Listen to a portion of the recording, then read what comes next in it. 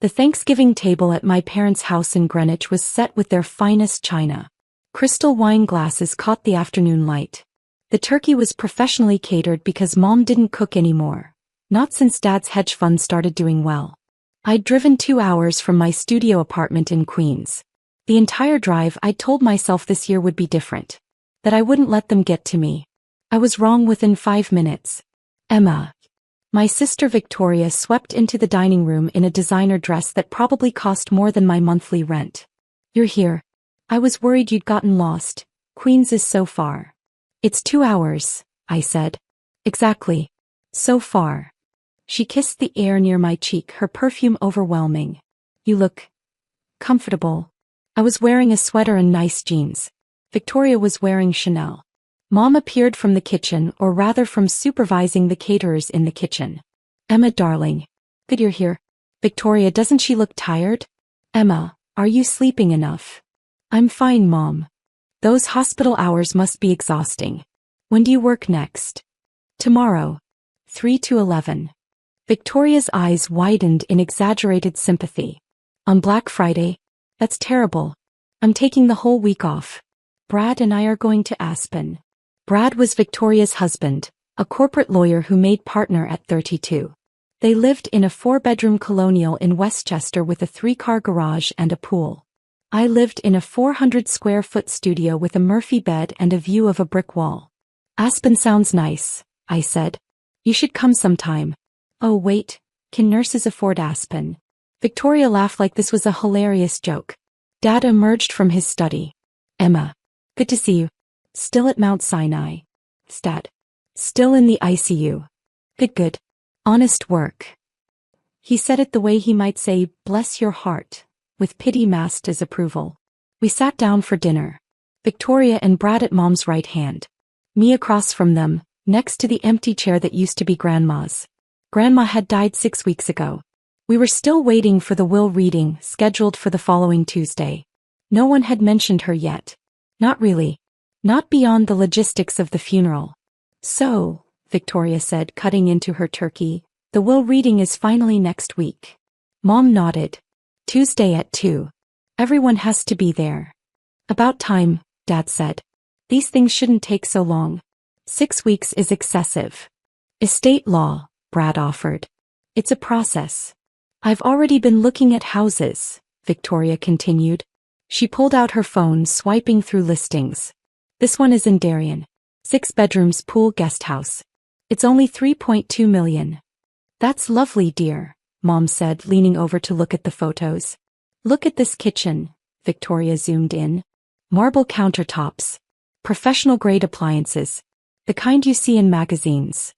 Beautiful, Mom agreed. And this one, Victoria swiped to another listing. In Greenwich, actually. Close to you guys. 7 bedrooms. Indoor pool. Tennis court. $4.5 million, but Grandma's portfolio can handle it. Grandma's portfolio has to be worth at least $5 million, Victoria said confidently. Between the house in Bronxville, the apartment in the city, all those stocks Dad's friend helped her invest. Plus her savings, her pension. Mother was very careful with money, Dad said. She invested well. Exactly, Victoria continued. So split 3 ways between us kids, that's over $1.5 million each. Maybe $2 million if it's closer to $6 million total. She looked at me, her expression one of exaggerated sympathy. Emma, you could finally buy a place. Get out of that sad little rental. My apartment is fine, I said quietly. It's 400 square feet. Victoria laughed. I've seen it, remember? When I came to visit last year. You don't even have a real bedroom. The bed folds into the wall. Like you're in college. It's efficient, I said. It's depressing. He turned to Mom. Have you seen it? The building doesn't even have a doorman. And the neighborhood, I had to park 3 blocks away. 3 blocks. Mom sighed. Emma makes her own choices, Victoria. I know, but still. Victoria shook her head. With your inheritance, you really should consider something nicer. Maybe Astoria? That's up and coming. Or Long Island City. Somewhere with actual amenities. A gym. A doorman. A place where your car won't get broken into. My car has never been broken into, I said. Yet, Victoria said. It's only a matter of time in that neighborhood. I said nothing. I'd learned years ago that defending myself only made it worse. Victoria returned to her phone. Brad and I will probably buy 2 properties. One in Westchester, something bigger than what we have now. And maybe a beach house. The Hamptons or maybe Nantucket. Smart investment, Dad nodded approvingly. What about you, Emma? Brad asked. He was trying to be nice. He usually was. What will you do with your share? I don't know, I said. I haven't thought about it. Victoria laughed. Of course you haven't. You never plan ahead. That's why you're 32 and still renting a studio apartment. Victoria, Brad said quietly. What? I'm just saying. Some of us plan for the future. She gestured at their beautiful life, their beautiful things. Some of us work hard and make good choices. I was working 70 hours a week as an ICU nurse, making $85,000 a year in one of the most expensive cities in the world. But Victoria was a marketing executive making $200,000, so clearly I wasn't working hard enough. Still, Victoria continued, it'll be nice for you to have some money. Maybe you can finally do something with your life. Go back to school. Get a better job. I like my job, I said. You change bedpans, Victoria said. She said it kindly with a smile which somehow made it worse. I save lives, I replied. Of course you do, dear, Mom said. We're very proud. But Victoria has a point. With an inheritance you could advance. Maybe go back for your MBA. Do something more prestigious. The rest of dinner passed in a blur of Victoria discussing her plans, Mom and Dad nodding approvingly, Brad trying to change the subject occasionally, and me sitting silently pushing food around my plate. As dessert was served, pumpkin pie from a bakery in Manhattan that cost $60, Victoria leaned forward conspiratorially. I have to admit, she said, I'm curious what Grandma left to each of us. Do you think it'll be equal? Why wouldn't it be? Mom asked. Well, Victoria glanced at me. I mean, I spent a lot more time with Grandma than some people. We all loved Grandma, I said quietly. Of course. But I visited her every month. Brought the kids. She loved seeing the kids. What Victoria didn't mention. Those monthly visits were scheduled precisely 2 weeks apart, lasted exactly 90 minutes, and always ended with Victoria checking her watch and saying they had another commitment. What Victoria didn't know, I had visited Grandma every week. Every single Thursday evening for 3 years. We'd have dinner together, watch Jeopardy and talk. Really talk. But I'd never mentioned it to my family. Because Grandma asked me not to. They'll make it about them, Grandma had said. They'll want to know why I'm not giving them the same attention. Or they'll start visiting out of obligation, not love. I like our Thursday evenings, Emma. Just us. Can we keep it our secret? So I had. For 3 years I told my family I was working late on Thursdays. Or meeting friends. Or too tired to talk. They never questioned it. They never asked for details. They never asked about anything in my life, really. I'm sure Grandma was fair, Dad said. She was always fair. Still, Victoria said, pulling up her calculator app, even $1.5 million would be life-changing for Emma. Finally, a down payment on a real apartment. Everyone laughed. Including Brad, though he looked uncomfortable about it. I excused myself to the bathroom and stood in front of the mirror, taking deep breaths. My phone buzzed. A text from the estate lawyer, Mr. Patterson. Just confirming Tuesday, 2 p.m. Reading will take approximately 1 hour. Please arrive promptly. I looked at myself in the mirror. Tired eyes. My grandmother's eyes. Everyone said I had her eyes. I thought about Thursday evenings. About sitting in Grandma's apartment on the Upper East Side, eating her homemade soup, watching her get competitive about Jeopardy. Come on, Emma, the answer is Marie Curie. How did you not know that? I thought about last Thanksgiving when I'd visited Grandma the night before the family dinner. She'd held my hand and said, "You're the only one who sees me as a person, not a checkbook." I told her she was wrong. That the family loved her. They love the idea of me, she'd said. You love me. When I returned to the table, Victoria was showing Mom pictures of furniture. For the new house, she explained. I'm thinking modern farmhouse. Very on trend. The drive back to Queens took 3 hours because of traffic. I got home at 11 p.m., climbed the 4 flights to my studio, and collapsed on my Murphy bed without bothering to fold it up. My phone buzzed again. Victoria in the family group chat. Can't wait for Tuesday. Finally going to be able to upgrade our lives. Emma, we should go furniture shopping together after the reading. Help you pick out some adult furniture. Oh. I turned off my phone. Tuesday arrived wrapped in December cold. I'd taken the day off work. I wore my interview suit, navy blue, slightly worn at the cuffs but professional. I took the subway to Midtown, emerging onto Fifth Avenue where Mr. Patterson's office occupied the 42nd floor of a glass tower. The waiting room was all marble and leather. Too expensive. Too quiet. Mom and Dad were already there sitting on a sofa speaking in low tones. They looked up when I entered. Emma, Mom said. You're early. So are you. We wanted time to prepare, Dad said. This is an emotional day. Victoria and Brad arrived 10 minutes later, Victoria in another designer outfit, carrying a Birkin bag. Sorry we're late. Traffic was insane. Emma, you look nice. Is that the same suit you wore to your nursing school graduation? Yes, I said. Cute. Very thrifty. The receptionist appeared. Mr. Patterson is ready for you. We filed into a large conference room. Floor-to-ceiling windows overlooked Central Park. A long table with leather chairs. Everything designed to intimidate. Mr. Patterson was in his 60s, white-haired with kind eyes. He'd been Grandma's lawyer for 30 years. He nodded to each of us as we sat. Thank you for coming, he said. I know this is difficult. Martha was a remarkable woman. Victoria dabbed at her eyes with a tissue she'd prepared in advance. Mr. Patterson opened a leather folder. Before we begin, I need to clarify a few things. This will was executed 14 months ago in October of last year. Martha was of sound mind as documented by her physician. The will was properly witnessed and notarized. It is legally binding and final. Of course, Dad said. Martha also left instructions that I was to read the will in its entirety before taking questions. I ask that everyone respect that.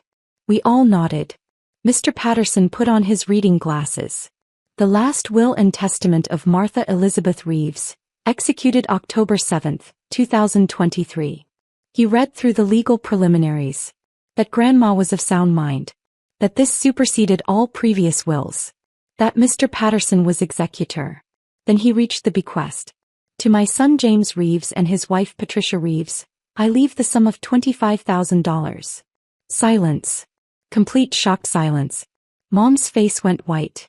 To my granddaughter Victoria Reeves Morrison, I leave the sum of $25,000. Victoria's mouth fell open. What?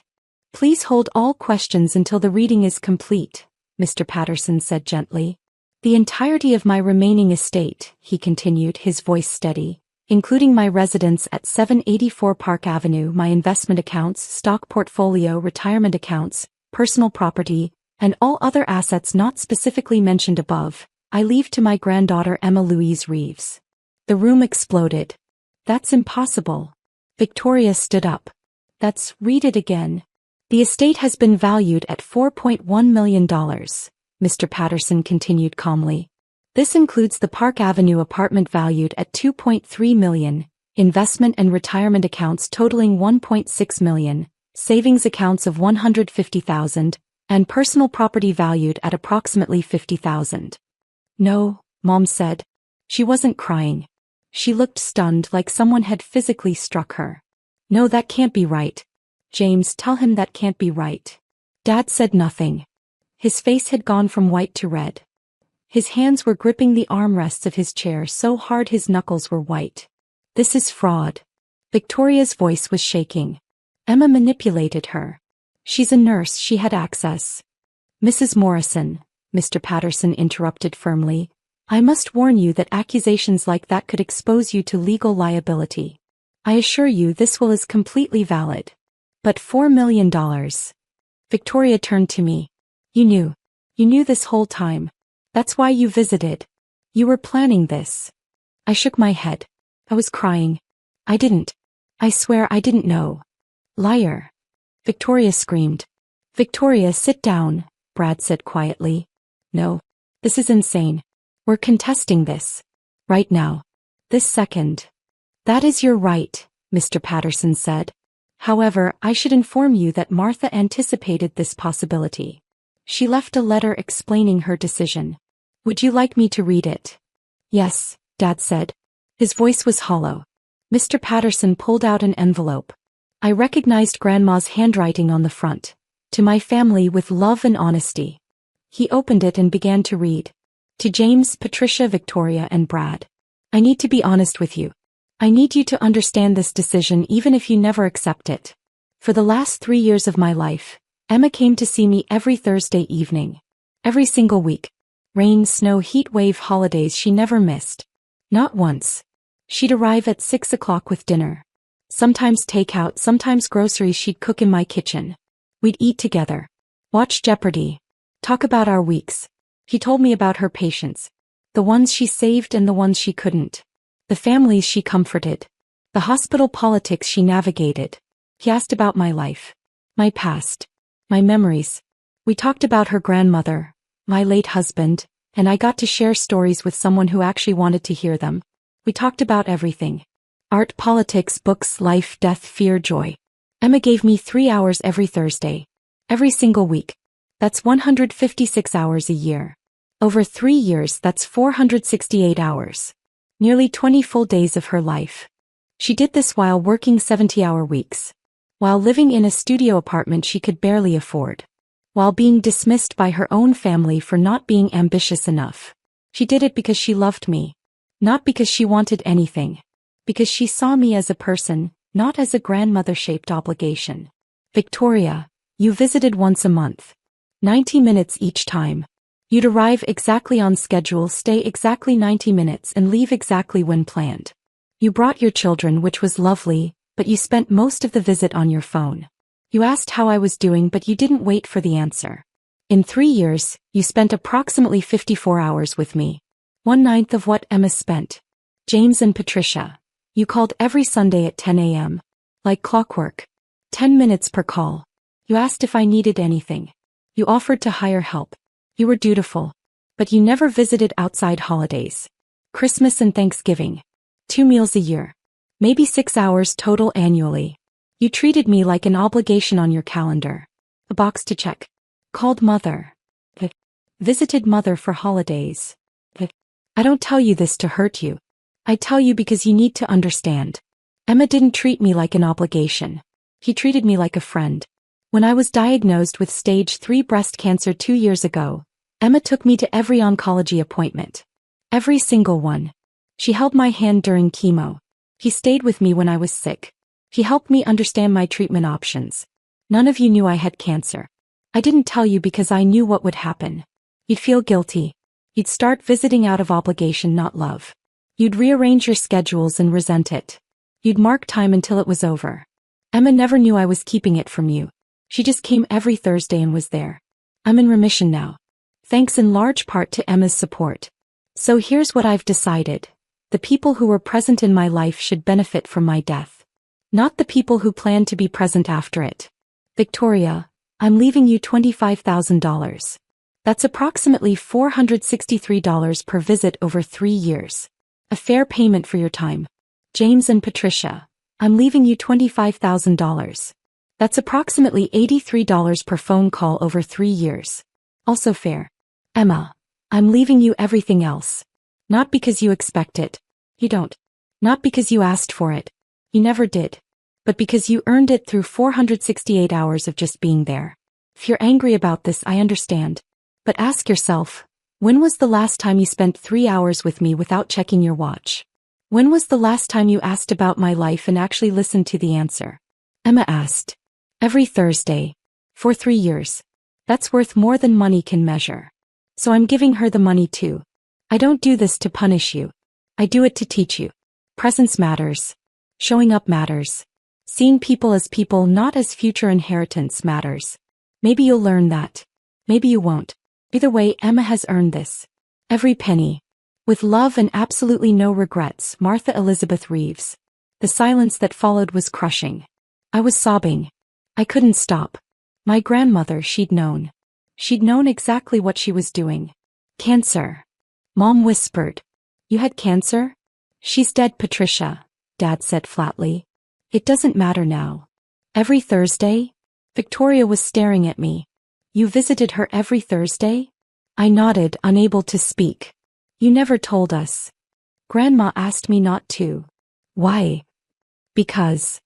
I wiped my eyes. Because she said you'd make it about you. And she was right. Look at you right now. This is manipulation. Victoria turned to Mr. Patterson. This is clearly manipulation. She isolated our grandmother, poisoned her against us. Mrs. Morrison. Mr. Patterson's voice was sharp now. Your grandmother wrote that letter 14 months ago. She was cancer-free at the time as documented by her oncologist. She was of completely sound mind. I have that documented. I have documentation of Emma's visits. Building security logs showing Emma arrived every Thursday at 6 p.m. for 3 years. I have testimonies from neighbors.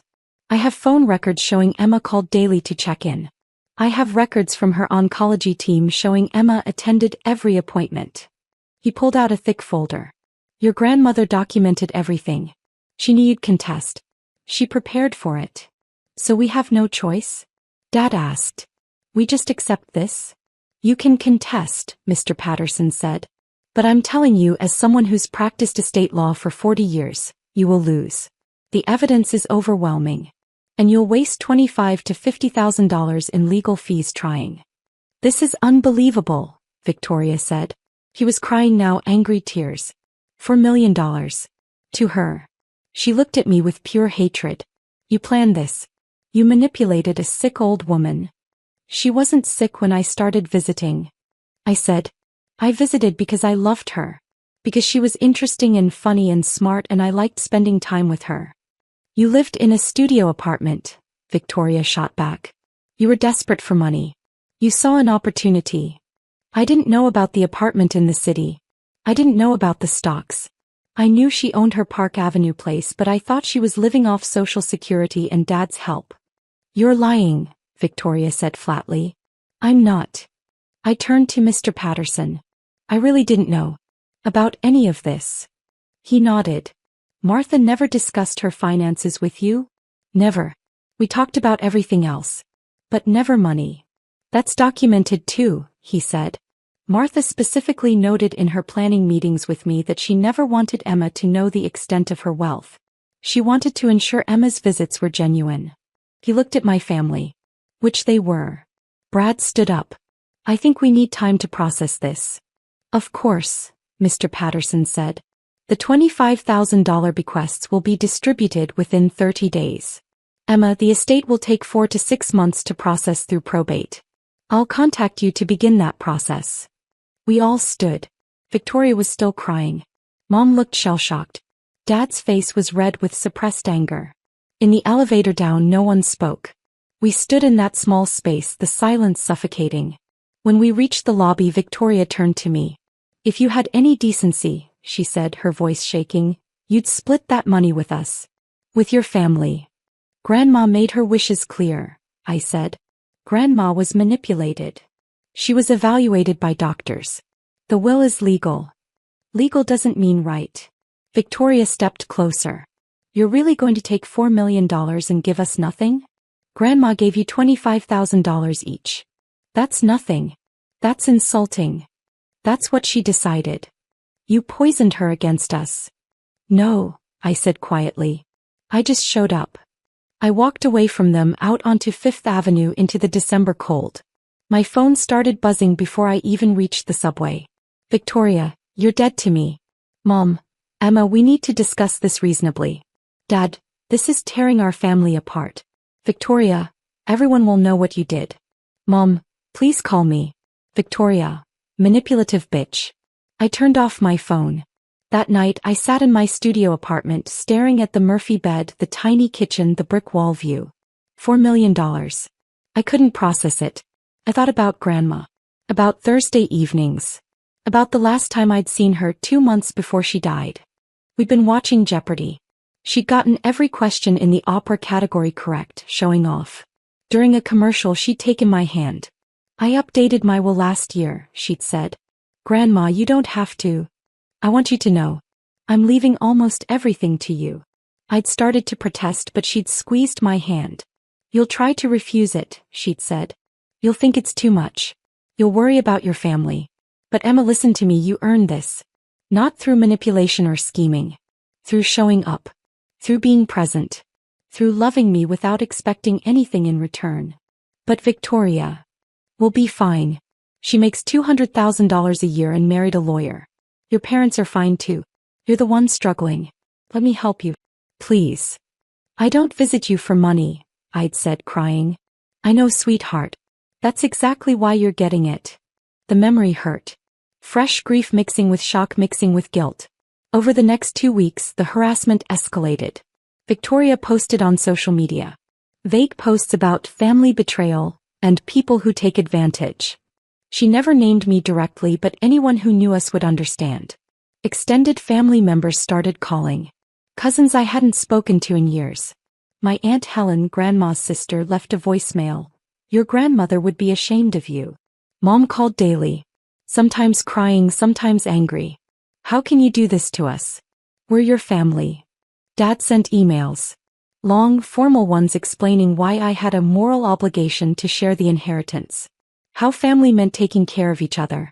How Grandma would have wanted us all to benefit equally. Except Grandma had explicitly stated otherwise in her letter. Victoria showed up at my apartment building one Saturday. The buzzer rang 20 times.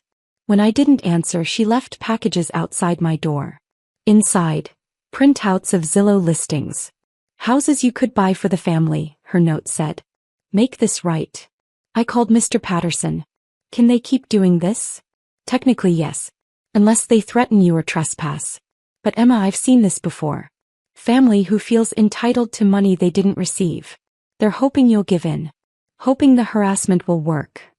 Will it stop? If they contest and lose, usually yes. The court defeat makes it real. And if they don't contest? Then eventually they'll accept it. Or they won't. But you can't give in. Martha made her wishes clear. Honor them. 3 weeks after the will reading, I received a legal letter. Victoria had filed a will contest. Grounds: undue influence, isolation of decedent, taking advantage of vulnerability due to cancer diagnosis. Mr. Patterson called me. Don't worry. We expected this. Gather any evidence you have.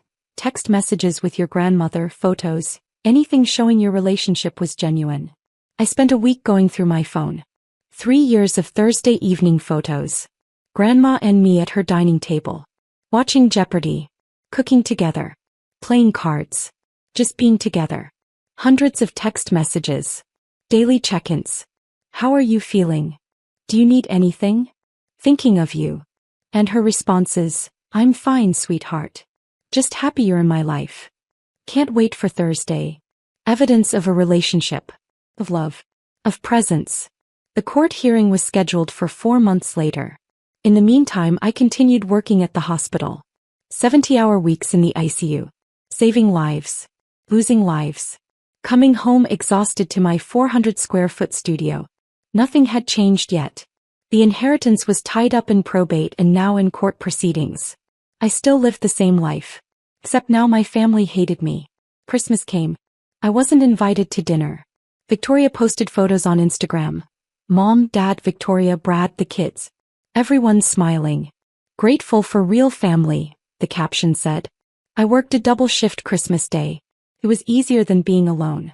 4 months after the will reading, we sat in Manhattan Circuit's court. Judge Robert Chin presided.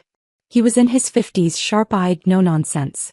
Victoria's attorney was a woman named Sharon Blackwell. Expensive. Aggressive. She wore a suit that cost more than I made in a month. She presented their case. That I'd had unprecedented access to Grandma. That I'd isolated her from her family by encouraging her to keep our visits secret. That I'd taken advantage of her vulnerability during cancer treatment. That as a medical professional I could have influenced her mental state or medications. She had no evidence. Just implications and suggestions. Then Mr. Patterson presented our case. Building security logs showing I'd arrived every Thursday at 6 p.m. for 156 consecutive weeks. Only missed holidays when Grandma was visiting my parents. The logs were detailed. My name, time of arrival, time of departure. Every week. For 3 years. Phone records showing I'd called Grandma daily for 3 years. An average of 7 minutes per call. Just checking in. How are you feeling? Did you eat today? Do you need anything from the store? Email exchanges about books we'd both read. Recommendations. Discussions. Proof of an intellectual connection. Photos of us at museums, at cafes in Central Park. Not just the obligatory holiday photos my family had. Real outings. Real time together. Testimony from Grandma's oncologist. Emma Reeves attended every appointment as patient support. Martha was completely mentally competent throughout her treatment. The will was executed during a period of excellent health, 14 months before her death, and well before any cognitive decline. Testimony from Grandma's neighbors in her building. We only ever saw Emma visiting regularly. The rest of the family came for holidays only. Maybe Christmas. Maybe Thanksgiving. But Emma? Every week. Rain or shine. Testimony from the building doorman, a man named Marcus who'd worked there for 15 years. Miss Emma came every Thursday like clockwork. Sometimes she'd bring soup. Sometimes flowers. Sometimes just herself. Always stayed 3 hours. The grandmother, Mrs. Reeves, she lit up when Miss Emma arrived. You could see it. She'd be watching the door waiting. Photos from my phone. Hundreds of them. Showing a genuine loving relationship. Text messages between Grandma and me. Daily. Loving. And Grandma's letter written 14 months before her death, explaining everything clearly. Judge Chen reviewed it all. Then he spoke. I've presided over many estate disputes, he said. Many involve legitimate questions about mental capacity, suspicious circumstances, or unclear intent. This is not one of those cases. He looked at Victoria. Ms. Morrison, your grandmother left a detailed, documented explanation of her decision. She was evaluated by multiple doctors and found completely competent. She had the right to leave her assets to whomever she chose. But she was manipulated, Victoria started. No, Judge Chen interrupted. She was visited. There's a significant difference. A crucial one. He turned to Mr. Patterson. The evidence shows a granddaughter who provided consistent, loving care to her grandmother for years. Who asked for nothing in return. Who didn't even know the extent of the estate she'd inherit. Back to Victoria. You visited once a month for 90 minutes. That's your choice. But you can't now claim that someone who visited weekly for 3 hours somehow manipulated your grandmother. If you wanted a relationship with her, you should have invested the time. He banged his gavel. Contest denied. Martha Reeves's will stands as written. Furthermore, given the frivolous nature of this contest and the clear evidence against it, I'm awarding Ms. Emma Reeves her legal fees, to be paid by the contesting party. Mr. Patterson leaned over. That's $28,000 they owe you. Victoria stood abruptly. This is wrong. This is, she looked at me. I hope you're happy. You've destroyed this family. I didn't destroy anything, I said quietly. I just showed up. Outside the courthouse, Mom and Dad were waiting. $28,000, Dad said. You're going to make us pay? The judge made that decision. You could waive it. No. So you're really doing this? Mom asked. Taking $4 million? Forcing your own parents to pay legal fees? Destroying your relationship with your sister? I'm honoring Grandma's wishes, I said. That's all I'm doing. Your grandmother would be ashamed, Mom said. My grandmother wrote a letter explaining exactly why she made this decision. She knew you'd react this way. She prepared for it. I walked away from them. 6 months after Grandma's death, the estate cleared probate. I inherited everything. The Park Avenue apartment. The investment accounts. The stocks. The savings. $4.1 million. I sat in Grandma's apartment. My apartment now, on a Thursday evening. The place still smelled like her. Lavender and old books and home. I thought about what to do. What Grandma would want me to do. I called Mr. Patterson. I want to set up a fund. 4 nurses continuing their education. $50,000 a year. Your grandmother would love that. And I want to donate to the American Cancer Society. In her name. $100,000. Wonderful. The apartment. I think I'll keep it. Live here. It was her home. It feels right. She'd be glad to know it's yours. I made more decisions over the following weeks. I kept the apartment and moved in. From 400 square feet in Queens to 2,000 square feet on Park Avenue. The commute to Mount Sinai was 15 minutes instead of 90. I enrolled in a master's program to become a nurse practitioner. I could afford it without loans now. Without working 3 jobs. I invested most of the money. Conservative investments, the kind Grandma would have approved of. I kept working at the hospital. Same job. Same hours. But now I didn't have to stress about rent. About bills.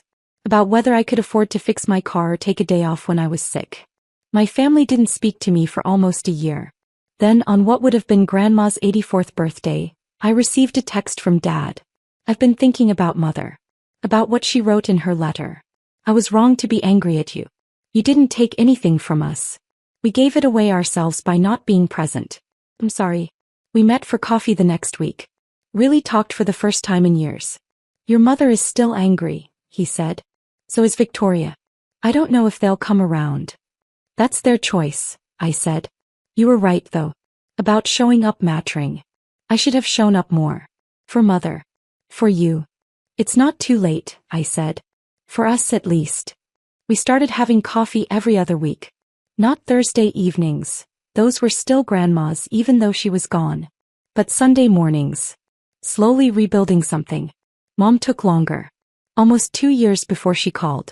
I miss my mother, she said. And I miss my daughter. I'm sorry for how I acted. The money, it doesn't matter. I just want my family back. Victoria never apologized. We see each other at occasional family events now. We're polite, civil, but the relationship is broken. Maybe permanently. She has her mansion in Darien. Her beach house in the Hamptons. Her designer clothes and her perfect life. I have Grandma's apartment. Her books. Her memories. Her legacy. And on Thursday evenings I still sit in her living room watching Jeopardy talking to her like she's still there. The answer is Marie Curie, Grandma. How did I not know that? I like to think she's listening. 3 years after the inheritance I completed my master's degree. I became a nurse practitioner, specializing in oncology. Working with cancer patients the way Grandma had been. I helped patients understand their treatment. Held hands during chemo. Made sure no one faced their diagnosis alone. It felt like honoring her memory. Like using her gift the way she'd intended. The scholarship fund had helped 15 nurses so far. Some sent thank you notes. I couldn't have finished school without this. This changed my life. Thank you for investing in nurses. Grandma would have loved that. I thought about her letter often. About her final lesson, presence matters. She'd been right. About everything. The people who show up are the ones who deserve to be there. The people who invest time are the ones who earn trust. The people who love without expecting anything are the ones who deserve everything. I'd shown up every Thursday. I'd been present. I'd loved her.